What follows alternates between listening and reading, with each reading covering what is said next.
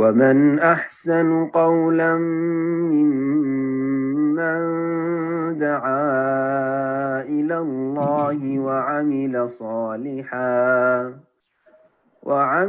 صالحا وقال إنني من المسلمين.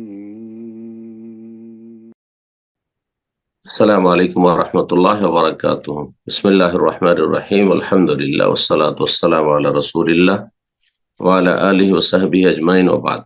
সম্মানিত শ্রোতা দর্শক মণ্ডলী, আল্লাহ রাব্বুল আলামিনের প্রশংসা এবং প্রিয় নবী সাল্লাল্লাহু আলাইহি সাল্লামের উপর সালাত ও সালামের পর আজ রবিবার 3রা শাবান 1446 হিজরি মোতাবেক 2রা ফেব্রুয়ারি 2025 আমাদের ধারাবাহিক আলোচনা ফিকহুজ যাকাত, যাকাতের মাসাইল নিয়ে শুরু হয়েছে। আজকে পর্ব নম্বর 2 আমরা আলোচনা করব যাকাতের পরিমাণ। বিভিন্ন ধন সম্পদ যে মুসলিমের মালিকানাধীন রয়েছে সেগুলির পরিমাণ সম্পর্কে যাকাত কতটা লাগবে। এই ক্ষেত্রে দুটো বিষয়। আজকে যে বিষয়টি সেটি হচ্ছে যাকাতের পরিমাণ, কত পরিমাণ আপনি দেবেন, আর আরেকটি বিষয় যাকাতের নেসাব, মানে সর্বনিম্ন কতটা পরিমাণ সেই সম্পদ আপনার কাছে হলে বা আপনি তার মালিক হলে আপনার উপর যাকাত ফরজ হবে। তো ইনশাআল্লাহ যাকাতের নেসাব আগামী সপ্তাহগুলিতে আলোচনায় আসবে। আজকে যাকাতের পরিমাণ। ধন সম্পদ সবগুলি একই রকমের নয়, বিভিন্ন রকমের। কিছু ধন সম্পদ রয়েছে যেগুলি উপার্জনে বেশি মেহনত পরিশ্রম রয়েছে বা ঝুঁকি রয়েছে। কোন সম্পদ রয়েছে যাতে সেই রকমের ঝুঁকি বা মেহনত নেই,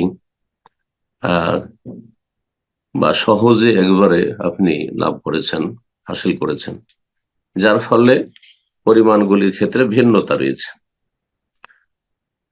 আমরা যেসব ধন সম্পদ দেখতে পাই আমাদের হাতে, সেগুলি 4 ভাগে বিভক্ত।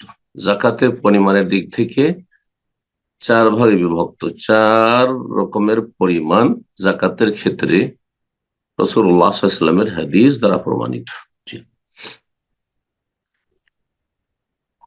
একটি হচ্ছে রবুল ওশর, আরেকটি হচ্ছে নিসফুল ওশর, আরেকটি হচ্ছে ওশর, আরেকটি হচ্ছে খমস। এই আরবিতে 4টি নাম, সহজে মনে রাখেন ভূমিকায়, আর তারপরে বিস্তারিত আলোচনা আমরা করছি। আজকের এই বিষয়টি প্রথম বিষয়। তারপরে যাকাত আদায় করলে ফজিলত কি পাবেন, আর কিছু মাসাইল শেষ দিকে সুযোগ আল্লাহ রাব্বুল দিলেন, ইনশাআল্লাহ আমরা সেগুলি আলোচনার চেষ্টা করব। আল্লাহ তৌফিক দান করুন এবং আল্লাহ রাব্বুল আমাদের সকলকে নিরাপদ রাখুন, সুস্থ রাখুন, দিন দুনিয়ার সার্বিক কল্যাণ দান করুন। যেসব ভাই বোনেরা হাজির হয়েছে তাদের জন্য বিশেষভাবে দোয়া করি, আল্লাহ রাব্বুল তাদের দুনিয়া আখিরাত ভালো করুন। বলছেন লেখক রাহিমাহুল্লাহ, যাকাতের পরিমাণ সম্পর্কে, যার আল্লাহ কাদরা যাকাত আলা হাসবি তাবি ফিল মাল আল্লাযী তুখরাজু মিনহু।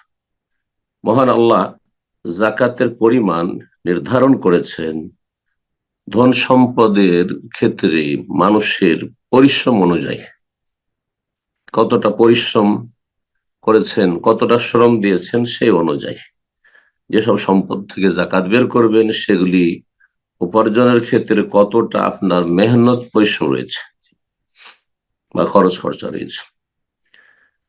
1 নম্বর হচ্ছে রেকাজ, বিশেষ ধন সম্পদ যা প্রাচীন যুগে মানুষরা, শরীয়তের ভাষায় কাফেররা,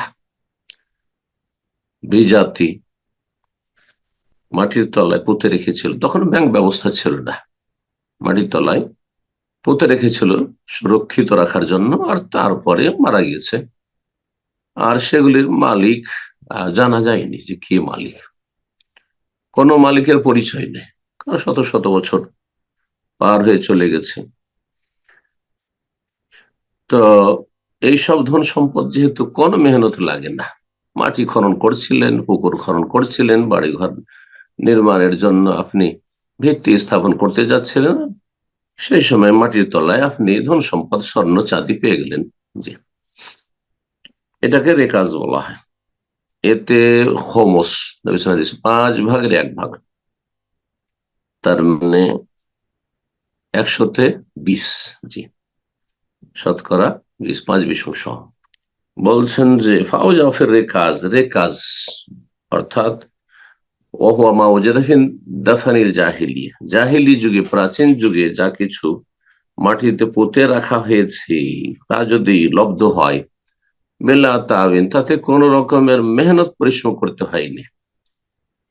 খনিজ সম্পদের মতো নয়, এমনিতেই কাজকর্ম করছিলেন অন্য গরজে, আর সেখান থেকে মাটির তলায় আপনি ধন সম্পদ পেয়ে গেলেন, স্বর্ণ অথবা চাঁদি। এতে খোমস মানে 5/1 ভাগ, 5/1 মানে 100-তে 20 টাকা। জি, 100 ভরিতে 20 ভরি, স্বর্ণ হোক চাঁদি হোক। 2 নম্বর ধন সম্পদ অমাফিহি তাব, যাতে কিছুটা মেহনত পরিশ্রম আছে। কে মিন তারফিন ওয়াহিদিন, হ্যাঁ, একটি দিক থেকে শুধু তাতে এটা মেহনত পরিশ্রম অথবা তাতে খরচ খরচা আছে।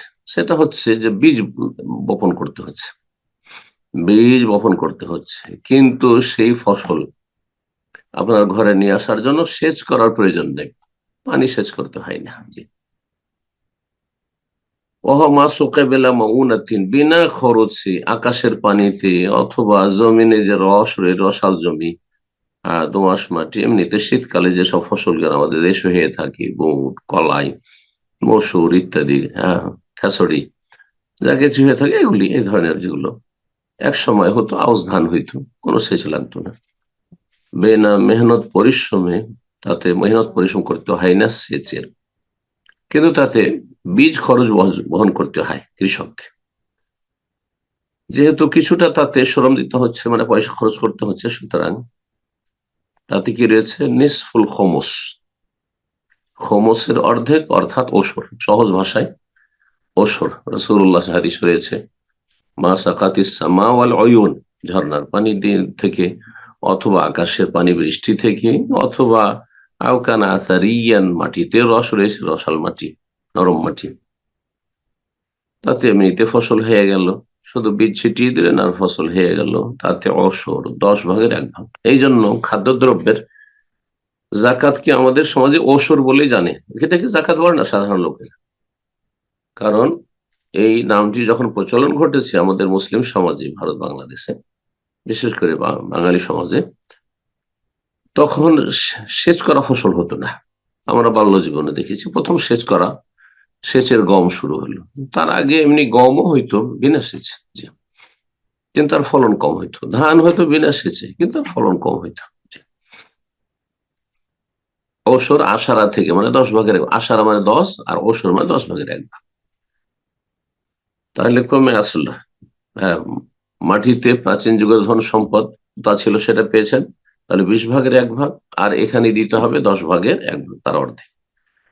3 নম্বর সম্পদ অমাফিহি তামিন তরফাইন, যাতে শ্রম দিতে হয়েছে বা খরচ খরচা করতে হয়েছে, মেহনত করতে হয়েছে 2 দিক থেকে। এক হচ্ছে আল বীজের, বীজ বপন করতে হয়েছে, ওয়াসাকি, এবং সেচ করতে হয়েছে। যেসব ফসলগুলি উৎপন্ন হয় এই দুটির মাধ্যমে, একটি হচ্ছে বীজ বপন করতে হয়, আর একটি হচ্ছে যে আপনার সেচ করতে হয়। অবমা সুখে বেমৌনা, খরচ খরচা করে যেটাতে সেচ করতে হচ্ছে, তাতে রবুল খোমস, জি, খোমসের চতুর্থ অংশ অর্থাৎ নিসফুল অসর, তার অপর নাম হচ্ছে, হাদিস রয়েছে, নিসফুল অসর। অমা সুখিয়া বিন্নাদহি, যাতে সেচের মাধ্যমে ফসল উৎপন্ন করা হয় যেসব জমিতে, সেসব ফসলে নিসফুল অসর, অসরের অর্ধেক মানে 20/1 ভাগ, 20/1 ভাগ। জি, 100 মনে তাহলে 5 মন। জি, এটা হচ্ছে 20 মনে 1 মন, আমাদের দেশে সহজ ভাষায় আর সাধারণ মানুষ 20 মনে 1 মন। 4 নম্বর সম্পদ এমন সম্পদ যাতে মেহনত পরিশ্রমে বেশি রয়েছে এবং তাতে ঝুঁকিও রয়েছে। এসব ধন সম্পদ বাড়াতে গিয়ে, লাভবান হতে গিয়ে, কি করতে হয়, অনেক ঝুঁকি নিতে হয়, রিস্ক নিতে হয়, ব্যবসা বাণিজ্য, আর তারপরে চুরি, ছিনতাই, ডাকাতি ইত্যাদি হয়ে যাওয়া। তো আর গোটা বছর এই কাজ করে, সব সময় তাতে একটা, প্রতিদিন ব্যবসা বাণিজ্য যারা করে, হ্যাঁ, প্রতিদিন সকাল হলে তাদের একটা আপনার টেনশন আছে, ব্যবসায় লাভ লসের জি ঝুঁকি আছে জি। তো যেমন লেখক বলছেন কান্ন কুত, যেমন টাকা পয়সা, স্বর্ণ, চাঁদি আর যত কারেন্সি পৃথিবী রয়েছে, আর অরুজতিজার এইরকম ব্যবসায় সামগ্রী যেসব ব্যবসা বাণিজ্য করছেন, দোকানপাট করছেন, যে কোনো দোকানপাট, তাতে অনেক উপরে উঠে যাচ্ছে। আর অনেকে এমন তাদের জীবনে ব্যবসায় ধস নামছে যে একবারে মাটিতে মিশে যাচ্ছে, ঝুঁকি নিতে হচ্ছে। যেহেতু এতে এতে গোটা বছর ঝুঁকি বেশি, হ্যাঁ, রিস্ক বেশি, এবং তাতে মেহনত পরিশ্রম করতে হয় বেশি, সেই জন্য তাতে রবল ওসর, হ্যাঁ, ওসরের 4 ভাগের 1, তার মানে 2.25%। এই জন্য জাকাত সম্পর্কে সাধারণ মানুষের আমাদের দেশে জানে যে জাকাত 40 টাকায় 1 টাকা, 40 টাকায় 1 টাকা, 2.25 টাকা জি মাসে। তাহলে এই ছিল জাকাতের 4 রকমের সম্পদ। লেখক বলছেন ফজল আদায় জাকাত, জাকাত আদায় করার ফজিলত, এ মর্মে একটি আয়াত নিয়ে এসেছেন। হাদিসে বিভিন্ন ফজিলত আরো এসেছে, আর এগুলো বিষয়ভিত্তিক আলোচনাগুলি তো আমাদের আছে। সূরা বাকারা 277-এ মহান আল্লাহ ইরশাদ করেছেন, ইন্নাল্লাযীনা আমানু ওয়া আমিলুস সালিহাতি ওয়া আকামুস সালাতা ওয়া আতাউয যাকাতা লাহুম আজরুম ইনদা রাব্বিহিম ওয়া লা খাউফুন আলাইহিম ওয়া লা হুম ইয়াহজানুন। এই আয়াতে 3টি ফজিলত আল্লাহ বর্ণনা করেছেন ওই সমস্ত মানুষের। আল্লাহ বলছেন যারা ঈমানদার, তাহলে প্রথম শর্ত হচ্ছে বিশ্বাসী হইতে হবে। অবিশ্বাসী এই ভালো কাজ করলে কাজ হবে না। কাফির, অবিশ্বাসী, মুশরিক, বহুত্ববাদী, দুনিয়ার গরজে নিছক করছে, আল্লাহর সন্তুষ্টির উদ্দেশ্য নয়, না করো লাভ নেই। যারা বিশ্বাসী, আল্লাহকে বিশ্বাস করে, পরকালে বিশ্বাসী, এই জন্য ভালো কাজগুলি করে, রসুলে বিশ্বাসী, রসুলের আদর্শ মোতাবেক কাজ করে, কোরআন কারীম আসমানি বিধানে বিশ্বাসী, এক কথায় যে সরকার ইমানের যে 6টি রকম রয়েছে সেগুলো বিশ্বাস করে। ওয়ামিলুস সালিহাত, এবং তার সাথে ভালো কাজগুলি করে। ওয়াকামুস সালাত, আর বিশেষভাবে সবচেয়ে ভালো কাজ তাওহীদের পরে সালাত কায়েম করে। ওয়াতাউয যাকাত, যাকাত প্রদান করে। তাহলে সালাতের পরে যাকাতের স্থান কোরআন কারীমের অধিকাংশ আয়াতগুলিতে সালাতের সাথে যাকাতকে আল্লাহ বর্ণনা করেছেন। এর দ্বারা বোঝা যায় যে সালাতের পরেই সবচেয়ে গুরুত্বপূর্ণ ইবাদত মুসলিম জীবনে হচ্ছে এ আর্থিক মালি ইবাদত হচ্ছে যাকাত জি। সালাতের মাধ্যমে মানুষের ব্যক্তি জীবনের যেমন পরিশুদ্ধি হয়, মানুষের জীবনটা সুন্দর হয়, মানুষের মতো মানুষ হয়, অন্তর পরিষ্কার হয়, অন্তর পাক পবিত্র হয় কৃপণতা থেকে, সংকীর্ণতা থেকে, আর হারাম খাওয়া থেকে, লোভ লালসা থেকে, এসব খারাপ দোষ। মানুষের আত্মার পরিশুদ্ধি হয় সালাতের মাধ্যমে, আর মানুষের ধন সম্পদের পরিশুদ্ধি হয়, আর অন্তরে পাক পবিত্রতা হয় জাকাতের মাধ্যমে। জাকাত মানে পবিত্রতা, জাকাত মানে পবিত্রতা, জাকাত মানে বৃদ্ধি হওয়া, দুটোই অর্থ জাকাত বহন করে।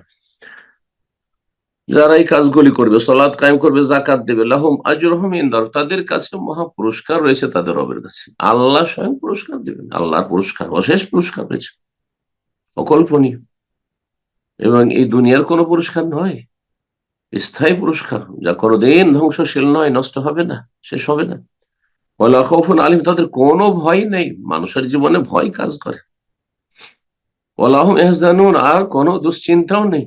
দুনিয়াতে মানুষের চিন্তার শেষ নেই, ভয় ভীতির শেষ নেই, নিরাপত্তাহীনতা, বহুমুখী ভয় জি।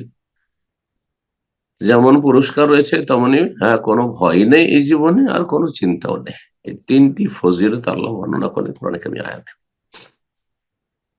যাকাত সম্পর্কে কয়েকটি মাসাইল এখানে উল্লেখ করেছেন লেখক, আলোচনা করি। বলছেন যে যাকাত ফরজ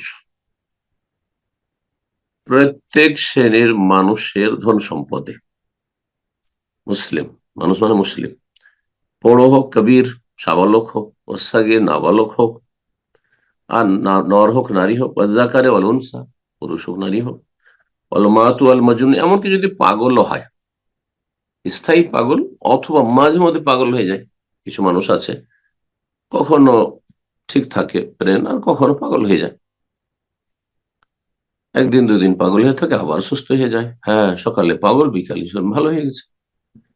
তো একে মাতুহ বলা হয়। সে স্থায়ী পাগল হোক, অস্থায়ী পাগল হোক, কিন্তু তার মালিকানাধীন ধন সম্পদ রয়েছে, সে মুসলিম। ছোট হোক আর বড় হোক, নর হোক আর নারী হোক, জাকাত ফরজ। কিন্তু ধন সম্পদের ক্ষেত্রে কিছু শর্ত রয়েছে।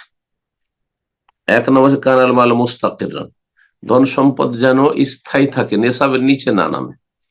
যেমন 7.5 ভরি স্বর্ণ 7.5 ভরি নিচে বছরের মধ্যে না নেমে যায়, 1 বছর ধরে 7.5 ভরি বা তার উপরে আছে, এখন প্রতি 1-2 মাস পর পর নেশাবের নিচে চলে যাচ্ছে পরিমাণ, তাহলে জাকাত ফরজ হবে না, যতক্ষণ 1 বছর ধরে স্থায়ী না থাকবে সেই সম্পদটি। 2 নম্বর সবালাগা নেশাবান, সর্বনিম্ন পরিমাণ যাতে জাকাত ফরে নেশাবে পৌঁছিবে, দ্বিতীয় শর্ত। তৃতীয় শর্ত হচ্ছে হাল আলিহিল হাউল, 1 বছর পুরা হবে।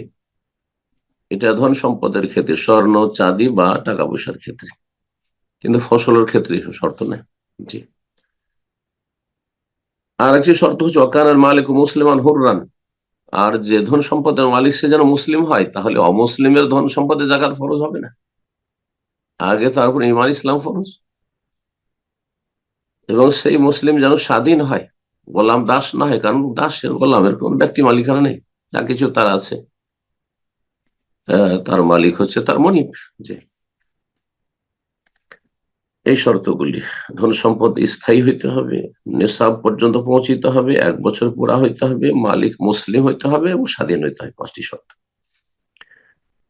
সেজন্য বলছে আল কাফের লাতাজাব আলাইহিজ যাকাত, কাফের অমুসলিমের উপর জাকাত ফরজ নেই, সে নাস্তিক কাফের হোক অথবা বহুত্ববাদী কাফের হোক, যে ইহুদি খ্রিস্টান বৌদ্ধ যে কোনো ধর্ম বলো, তাদের উপর জাকাত ফরজ নেই। ওকে এইরকমই যাবতীয় বাদবন্দিকে সালাত ফরজ নেই। অমুসলিম কত চলো নামাজ পড়ো, চলো রোজা রাখো, না হজ করো, চলো উমরা করো, না এটাই না। তাহলে দুনিয়াতে সব সরাসরি তাদেরকে সম্বোধন করা যাবে না, কিসে সম্বোধন করতে হবে? আল আহম ফাল মহিম, যেটা সবচেয়ে গুরুত্বপূর্ণ সেটি আগে, তা হচ্ছে ইয়া আইয়ুহান নাস, হে মানুষ, কুলু লা ইলাহা ইল্লাল্লাহ, আল্লাহ ছাড়া কোনো সত্য মাবুদ নেই কথা স্বীকার করে নাও, সাক্ষ্য প্রদান করো, তুফলিহু, তাতে তোমার সফলতা রয়েছে, তাতে সার্বিক কল্যাণ দুনিয়া আখিরাতে রয়েছে, সুখী হও, তোমরাই সুখী হও। তাহলে দুনিয়ার ক্ষেত্রে দুনিয়ায় যতদিন একজন অমুসলিম আছে, তাকে শরীয়তের যেসব বিধিবিধান রয়েছে সেগুলির কথা বলা যাবে না। একজন অমুসলিম মহিলাকে বলা যায় পর্দা করো, না, সেটা শরীয়ত বলে না। তাকে আগে ইসলামের দাওয়াত দিতে হবে, তখন বলবেন যে হ্যাঁ হেজাব করতে হবে। লাকিন ইউহাসাব আলাইহি আমাল, তাই বলে কি আখেরাতে হিসাব হবে না? হ্যাঁ, একজন অমুসলিম ব্যভিচার করছে, মদ খাচ্ছে, হিসাব হবে না? আখেরাতে শাস্তি হবে। তবে তার হিসাব হবে এ সমস্ত যে ফরজ ত্যাগ করেছে এবং হারামে লিপ্ত হয়েছে যেন কিয়ামতের দিন। আম্মা ফিদ দুনিয়া, পার্থিব জীবনে ফালা ইউলজামু বিহা, তাকে বাধ্য করা যাবে না। অমুসলিমের তার ধর্মীয় স্বাধীনতা আছে, সুতরাং তাদেরকে বাধ্য করা যাবে না যে কাজগুলি করতে হবে। ওয়ালা তুকবালু মিনহা ইসলাম, এবং তারা যদি এইসব কাজ স্বেচ্ছায় করে, স্বতঃস্ফূর্ত হবে, তবুও সেটা আল্লাহর কাছে গ্রহণযোগ্য নয় যতক্ষণ ইসলাম গ্রহণ না করবে। অনেক অমুসলিমরা আছে, মুসলিমদের পাশে বসবাসের জন্য অথবা ইসলামে বেশ কিছু আমলকে পছন্দ করে অথবা উপকারী মনে করে তারা সেগুলি পালন করে। আমি এরকম আপনার অমুসলিম চেনি বা চিনতাম, তাদেরকে দেখেছি ওখানে দীর্ঘ বছর ধরে তারা রমজান মাসে একটি রোজা ছাড়ে না, শ্যাম পালন করে না, কোনো লাভ নেই। যতক্ষণ ইসলাম কবুল না করবে ততক্ষণ পর্যন্ত তার এইসব আমল কবুল হবে না। এই জন্য একজন অমুসলিমের সাথে যখন দেখা হয় আর সে অনেক বছর ধরে সে রোজা রাখছে, আমার আলোচনা শুনতে আসছে জুম্মা পরে, তাকে বললাম যে তুমি আগে কালিমা পড়ে না, তাওহীদ সবচেয়ে বড় ফরজ, আর সেটি হচ্ছে শর্ত যাবতীয় আমল কবুল হওয়ার জন্য। সেটা কবুল করার পরে তখন তুমি আমলগুলি করলে দুনিয়া আখিরাতে তার ফলাফল পাবে। জি। তারপর লেখক বলছেন ফসল সম্পর্কে, আল খারিজ মিনাল আরদ, যা জমি থেকে উৎপন্ন হয়, যেসব ফসল, ধান, গম আর এসব খাদ্যদ্রব্য, ও নেতাজুস সাইমা, এইরকমই গবাদি পশুর বাচ্চা। 2 নম্বর। 3 নম্বর হচ্ছে রিভর্তি যারা, ব্যবসা লভ্যাংশ, যা জমি থেকে উৎপন্ন হয় ফসল, আর যেসব গবাদি পশুর যেসব বাচ্চা জন্মিচ্ছে গোটা বছরের ভিতরে, এইরকমের লভ্যাংশ যা লাভ হচ্ছে, কম হোক আর বেশি হোক, তাজিউ ফিহা যাকাত, তাতে জাকাত ফরজ, ইজা বালাগাতিন নিসাব, নেসাবে পৌঁছে গেলে।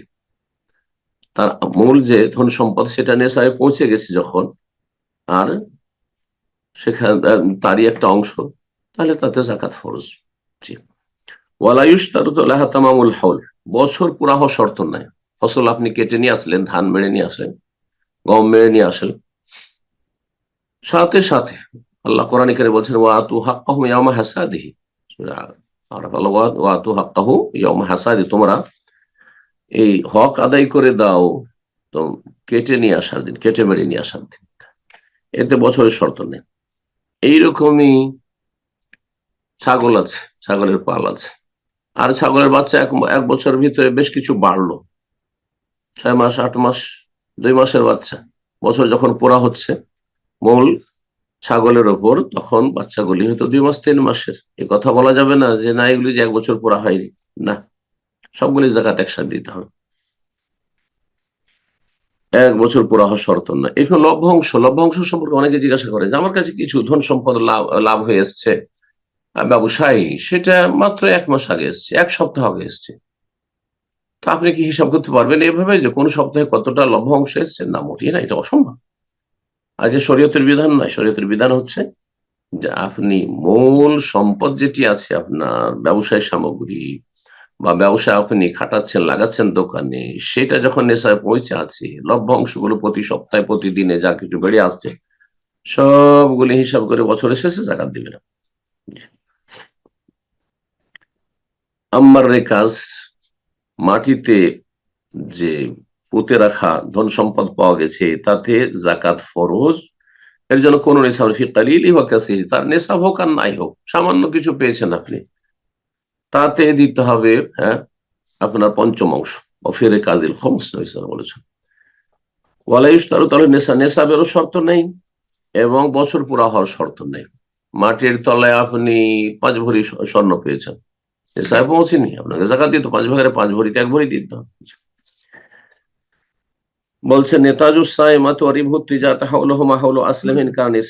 বলছেন যে গবাদি পশুর বাচ্চা যেগুলো এইরকমই ব্যবসার লভ্যাংশ, তার বছর পুরা হওয়া হচ্ছে হাওলা আসলে আসল মূলধন সম্পদের বছর পুরা হওয়ায়, যদি সেটা নেশায় পৌঁছে থাকে।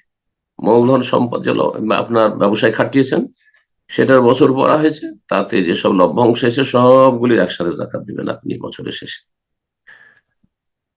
আসল ধন সম্পদ যেটি মূল সম্পদ, সেটা বছর পড়া হইতে হবে। এইরকম গবাদ পশুর বাচ্চাদের। জি। তারপরে কাউকে আপনি ঋণ দিয়ে রেখেছেন, কারজে হাসানা দিয়ে রেখেছেন, এর জাকাত কেমন হবে? এই ক্ষেত্রে 2 ভাগে ভাগ করেছেন লেখক, আর এটি হচ্ছে শরীয়তের মাসআলা। মান কানা লাহু দাইনুন আলা মালিয়িন, কোন ব্যক্তির যদি ঋণ দেওয়া থাকে, কোন সচ্ছল ব্যক্তি, হ্যাঁ, ঋণ যারা গ্রহণ করেছেন আপনাদের থেকে, আমাদের থেকে, তারা 2 ভাগে বিভক্ত। হয় সচ্ছল ব্যক্তি, যে কোনো সময় দিতে পারবে, আর যে কোনো সময় আপনি চাইলে দিয়ে দিবে। সচ্ছল ব্যক্তি ফায়ুখরিজু যাকাত ইযা ক্বাবাদাহু লিমা মাযা, যখন আপনি তার কাছ থেকে নেবেন, জানো তার কাছে আমানত আছে, চাইলে পেয়ে যাব। অনেকে এরকম আত্মীয় স্বজনকে বা প্রিয়জনকে, বন্ধু বান্ধবকে আপনি ধার দিয়ে রেখেছেন কর্জা হাসান, যে কোনো সময় চাইলে ভাই যখন আপনার প্রয়োজন হয় চেয়ে নিয়ে দিয়ে দিন, আমানতের মতো। তাহলে এতে প্রতি বছর জাকাত দিয়ে যেতে হবে। যখনই সেটা নেবেন, যত বছর অতিক্রম করেছে সবগুলি বছরে জাকাত দিবে, কারণ আমি সচ্ছল ব্যক্তির কাছে সেই ধার কর্জা দিয়ে রেখেছিলেন। আর আরেকটি অবস্থা হচ্ছে যে আপনি ঋণ দিয়ে রেখেছেন অভাবী লোককে, অথবা এমন ব্যক্তিকে যে বদ চরিত্রের, টাল বাহানা করে, দেব দিচ্ছে কিন্তু দিচ্ছে না, সচ্ছল দিতে পারবে কিন্তু দিচ্ছে না, দেব দিচ্ছি তার সব কাজ চলছে, শুধু আপনাকে দিচ্ছে না, এমন অসৎ লোক আপনার কাছ থেকে ধার নিয়েছে। অথবা অভাবী লোক, সে দিতেই পারবে না, যখন আপনি সেই সম্পত্তি পাবেন যা ধার দিয়েছেন, পাওয়ার পরে শুধু 1 বছরের জাকাত দিবেন, শুধু 1 বছরের জাকাত দেবেন। অর্থাৎ উদাহরণস্বরূপ বলি, 5 বছর আগে বা 10 বছর আগে আপনি কাউকে ধার দিয়েছেন, আর সেই ব্যক্তি অভাবী, অথবা সেই ব্যক্তি শুধু টালবাহানাই করে যাচ্ছে, দিচ্ছে না, যেটি জুলম। নবী সাল্লাল্লাহু আলাইহি ওয়াসাল্লাম বলছেন মাতুলুল গানি যুলম, সচ্ছল ব্যক্তি যদি টালবাহানা করে, দেব দিচ্ছি করে না দেয়, তো জালেম সেই ব্যক্তি, তার মান সম্মান হরণ করা, তাকে অপদস্থ করা, লাঞ্ছিত করা জায়েজ। ইহিল্লা ইরদাহু উকুবাতাহু। আল্লাহ সব চরিত্র মুসলিমদেরকে বেঁচে থাকার তৌফিক দান করেন। জাযাকুমুল্লাহ খাইরান। সাল্লাল্লাহু আলা নবিয়িনা মুহাম্মদ ওয়া আলা আলিহি ওয়া সাহবিহি আজমাইন।